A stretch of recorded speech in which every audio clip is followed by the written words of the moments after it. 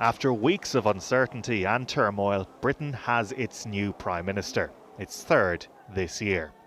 Rishi Sunak arriving at Downing Street this lunchtime with the eyes of the world upon him and an overflowing in tray.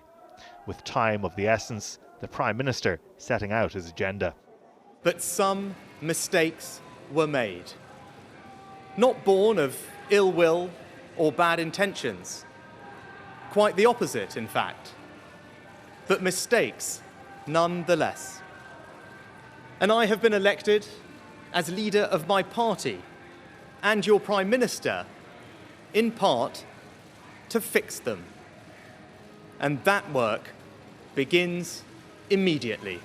Mr Sunak arrived at Downing Street after his audience with King Charles at Buckingham Palace, where he was formally invited to lead the British government. As the famous Black Door on Downing Street opened for Rishi Sunak, it closed for Liz Truss, who earlier, flanked by her family and her cabinet, delivered a farewell speech a mere 50 days after becoming Prime Minister. After weeks of political and market turmoil, the outgoing PM defending her priorities and her record. From my time as Prime Minister, I am more convinced than ever that we need to be bold and confront the challenges that we face. Mr Sunak is the UK's first British Asian Prime Minister, and at 42, the youngest in more than 200 years. His ascent welcomed by allies around the world.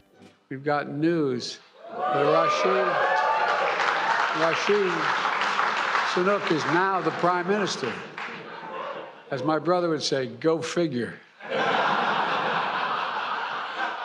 And the Conservative Party expected to become the Prime Minister, I think, tomorrow when he goes to see the King. Pretty astounding. A busy day then for the moving vans at Downing Street, with Labour well clear of the Conservatives in the polls and Keir Starmer pushing for a general election.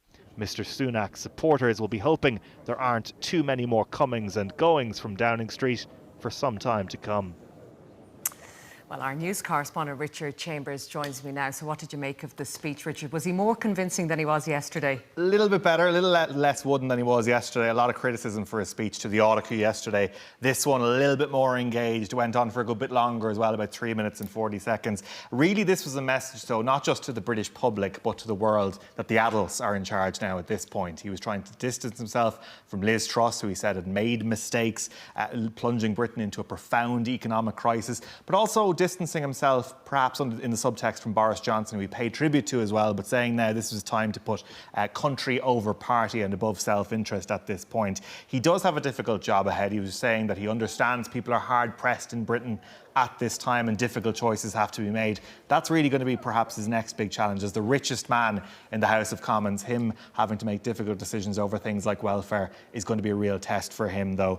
Really, in terms of how this is being received, the Taoiseach releasing a statement in the past few minutes saying this is a real opportunity now for the EU and the UK to find common ground over the protocol. It's no secret that officials in government buildings here were really looking forward to Sunak becoming the next Prime Minister. They see him as the type of guy you can do business with. So the Taoiseach saying he hopes to meet the Prime Minister at the earliest possible opportunity to try and explore how they bridge that gap over the protocol.